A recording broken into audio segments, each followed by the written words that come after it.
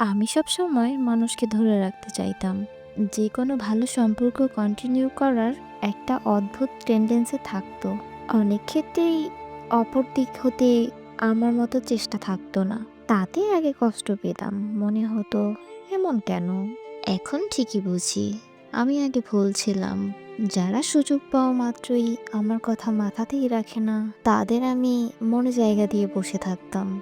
তারপর একপাক্ষিক চেষ্টায় সম্পর্ক দড়ি ধরে রাখতে রাখতে এক সময় দেখা যেত আমার হাত ছিলে গেছে, হাত ব্যথা হয়ে গেছে, দড়িও ছিঁড়ে গেছে, আর তারা ঠিক তাদের মতোই আছে। তারপর বুঝলাম মাঝে সাঝে কয়েকটা ভালো কথা আদান প্রদান করা মানে আমি কারো কাছে প্রিয় মানুষ না। আমি যদি তাদের প্রিয় মানুষই হতাম, তাহলে তারা আমার হাতটায় এত ক্ষত হতে দিত না। পুরনো এমন অনেক ক্ষত দিয়ে আর ক্ষতর দাগ দিয়ে আমি শিখলাম সব কিছু ধরে রাখার চেষ্টা করতে নেই, সব সম্পর্ক বাঁচিয়ে রাখার জন্য চেষ্টা করতে নেই। কেননা সব যোগাযোগই সম্পর্ক না।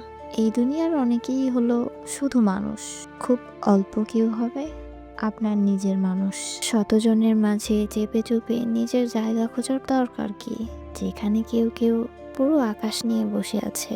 তাই সময় থাকতেই সরে আসুন, নিজে বুঝতে শিখুন। নিজের ভালো নিজেরে বুঝতে হয়।